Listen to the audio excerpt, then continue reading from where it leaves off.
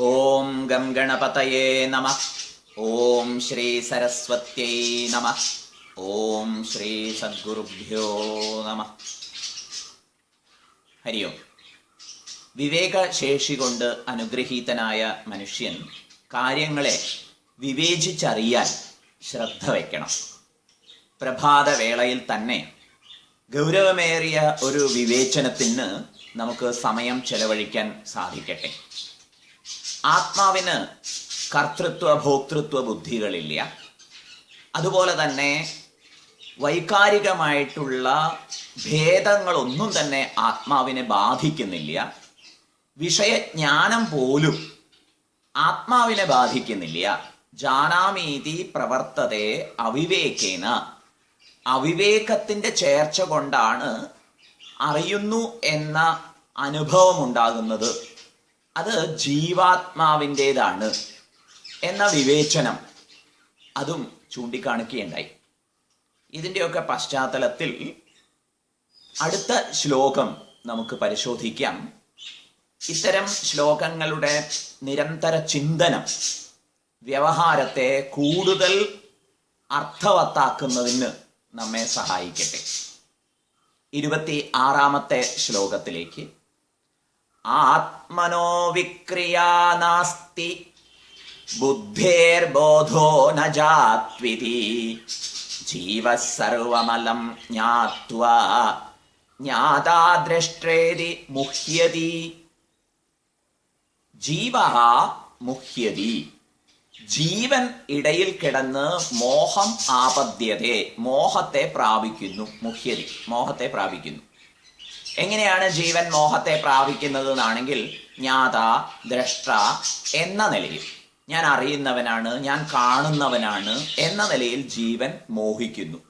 വാസ്തവത്തിൽ ജീവനെ ഇത് ബാധിക്കുന്നില്ല.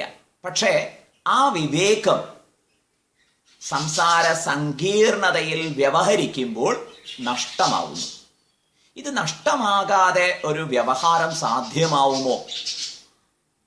ആത്മനഃ വിക്രിയ നാസ്തി. സർവാധാരമായി പരിശോഭിക്കുന്ന ആത്മാവിന് യാതൊരു വിക്രിയകളും ഇല്ല. ബുദ്ധേഹേ ബോധഃ ന ജാതു. ബുദ്ധിക്ക് തീർച്ചയായിട്ടും ബോധവും ഇല്ല. ബുദ്ധി ജഡമാണ്, ഇനേർട്ടാണ്. അതുകൊണ്ട് തന്നെ അതിന് ഒന്നിനെയും പ്രത്യേകിച്ച് അറിയാനോ വിവേചനം ചെയ്യാനോ ഒന്നും സാധിക്കില്ല. ആത്മാവിൻ്റെ ചൈതന്യ അനുഗ്രഹം കൊണ്ടാണ് ബുദ്ധി പ്രവർത്തനക്ഷമം ആകുന്നത് തന്നെ. സൂര്യൻ ആകാശത്തിൽ ഉജ്ജ്വലമായി ഉദിച്ചു നിൽക്കുന്നു. അതിൻ്റെ പ്രകാശ ധോരണി കൊണ്ട്, അതിൻ്റെ പ്രകാശ സഹായത്താൽ ഭൂമിയിൽ പലതും നടക്കുന്നു. പക്ഷേ ഇതിനിടയിൽ ആരും മിഥ്യാഭിമാനത്തെ പുൽകുന്നില്ല. അതുകൊണ്ട് സങ്കടപ്പെടാൻ ഇടവരുന്നും ഇല്ല. നമ്മുടെ കാര്യത്തിൽ പക്ഷേ ഒരു ഇടനിലക്കാരൻ ഉണ്ടായി വന്നിരിക്കുന്നു. ചൈതന്യത്തിൻ്റെയും ജഡത്തിൻ്റെയും അവിഹിത സംബന്ധത്തിൽ ജനിച്ച ഒരു ജാരസന്തതിയാണ് ജീവൻ.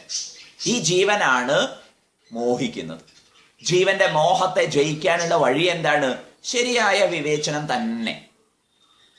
ഒരു നാടക നടനെ സംബന്ധിച്ചോ അല്ലെങ്കിൽ ഒരു സിനിമാ നടനെ സംബന്ധിച്ചോ എത്രയെത്ര കഥാപാത്രങ്ങളെ എടുത്ത് ആടുന്നു.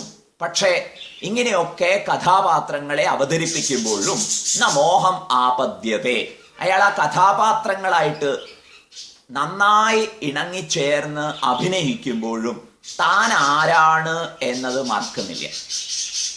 ഇത് മറന്നു പോകുന്നതാണ് നമ്മുടെ സങ്കടങ്ങൾക്ക് കാരണം.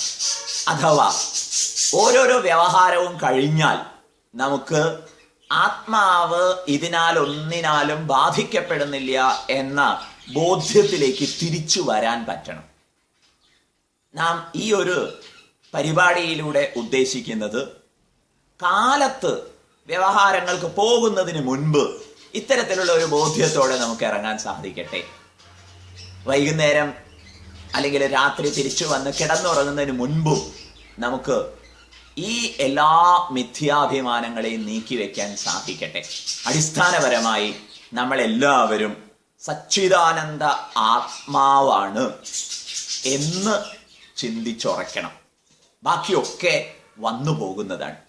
കടലിൽ തിരമാലകൾ വന്നു പോകുന്നത് പോലെ അതിനെ തീർച്ചയായിട്ടും സൂര്യൻ പ്രകാശിപ്പിച്ചുകൊണ്ടിരിക്കും. ഇതിനിടയിൽ ഒരു ഇടനിലക്കാരനായി ജീവൻ നിന്ന് മോഹിക്കുന്നത് എന്ത് അപകടമാണ്.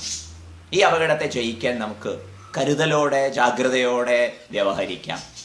അങ്ങനെ എല്ലാ സങ്കടങ്ങൾക്കും അപ്പുറത്ത് ആത്മബോധം നമ്മിൽ പ്രകാശിക്കട്ടെ.